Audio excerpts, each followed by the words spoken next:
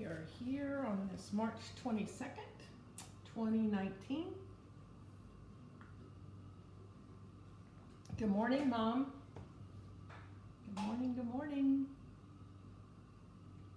It is the last day of spring break, at least the weekday of spring break for Oklahoma. I hope everybody had a great time and ended it with some really good weather.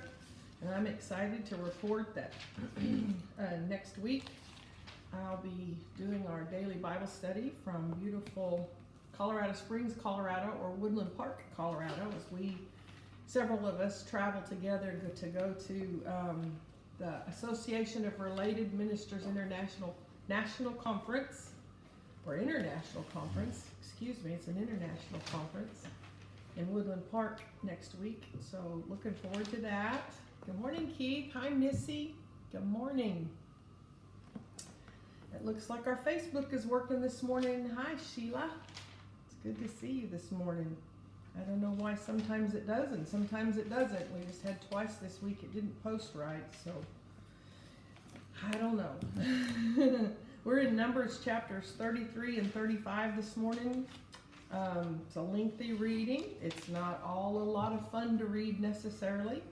But this morning, what I got out of our Old Testament reading is the security and the comfort that I get knowing that I live in the United States of America and that our laws are based on biblical principles. You cannot read Numbers 33 and 30 through 35 and not see the very fiber of these words written into the judicial system. Even as much as it's changed, even as long ago as it was drafted, you can see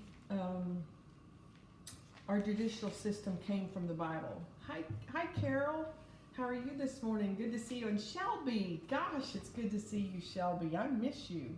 John's on with us. Hi, John.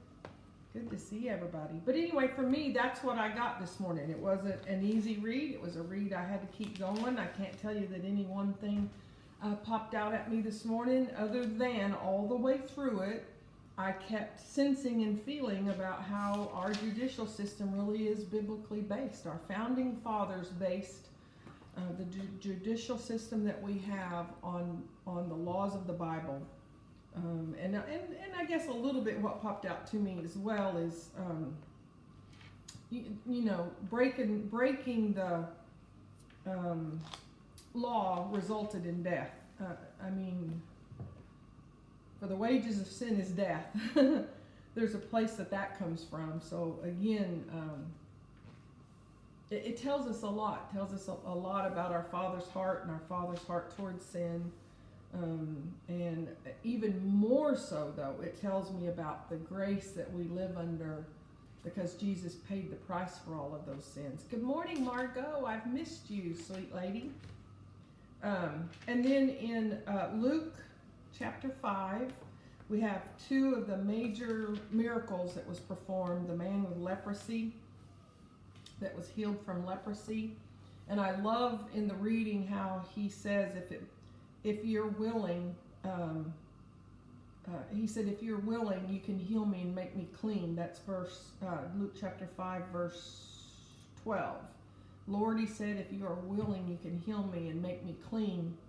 And Jesus' words are so powerful. He reached out and touched him. I am willing, he said, be healed. And he instantly healed and the leprosy disappeared. Good morning, Deborah. Hi, Margie.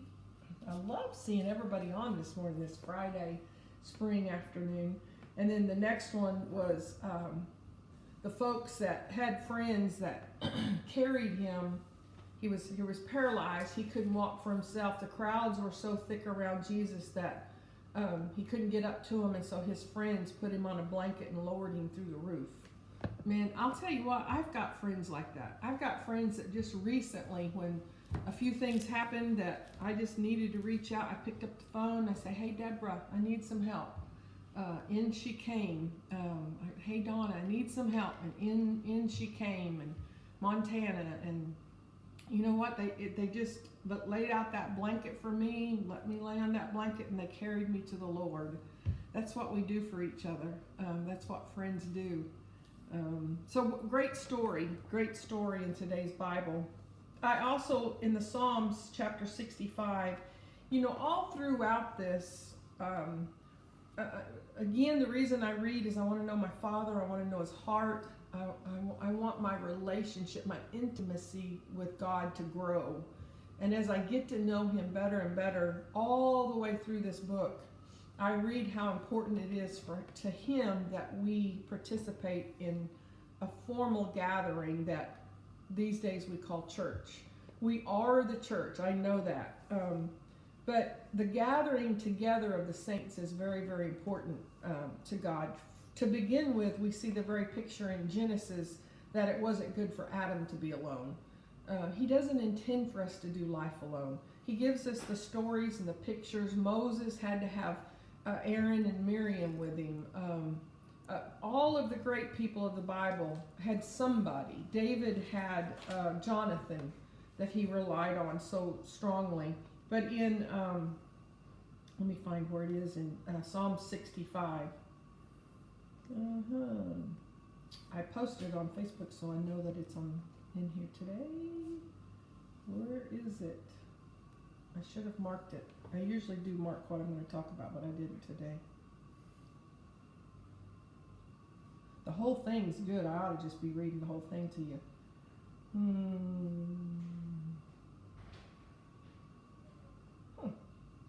Well, I guess I'm not supposed to find it.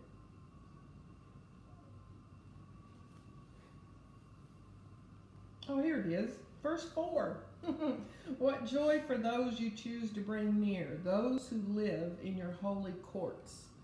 You remember the courts of the temple.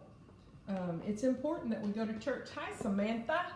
Give those babies hugs and kisses for me. Good morning, Linda. Oh, there's Edwina. Edwina and I played softball many, many years ago. She was my catcher and I was a pitcher. She was a good salty catcher. Good to see you guys. So, and then I'll end it today on the Proverbs 11:23.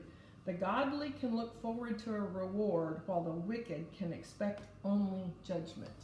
And I'll just leave that right there, because each one of us are at a different place in our hearts and in our lives.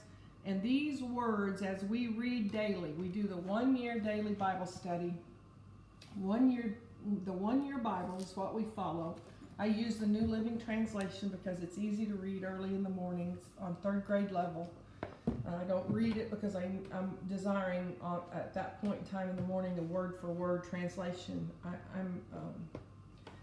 I read the easy text early in the morning, and I read it, as I said earlier, to get to know my Father, but I also read it because it speaks to me right where I'm at. I mean, I've got notes in my columns from years back, and I've got journals in there from years back where I just open up on March the 22nd of that particular year, and something pops out at me on that day's reading. It's amazing to me how that happens. The other part that's amazing, we read an Old Testament, a New Testament, a Psalms, and a Proverbs in this reading plan, the 1 year Bible.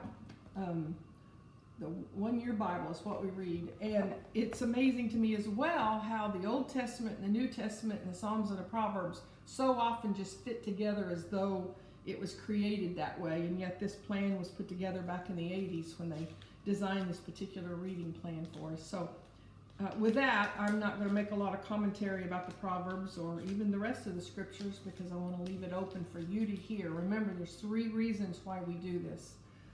To increase our intimacy with the Lord. And number 1, it's to encourage you to pray. There's many of you out there that hasn't prayed in a long, long time. God loves the sound of your voice. So pray to Him. Open that dialogue up. Number 2, read. Read His Word. And number 3, listen. Listen. I actually had that out of order. Pray first, then listen. And as He speaks to you, as we read, we confirm what it is that He's speaking to us. Because there's other voices out there. There's other voices out there telling us we ought to do this, life's too short, you ought to go ahead and do that, that may be contrary to the Word. And we read because it confirms the rhema word of what God's speaking to us to begin with. So anyway, with that, enjoy this beautiful spring weather. as I said, next week I'll be broadcasting from the beautiful state of Colorado. Looking forward to that. And you guys have a fabulous Friday. Good morning, Danny. Thanks for joining us.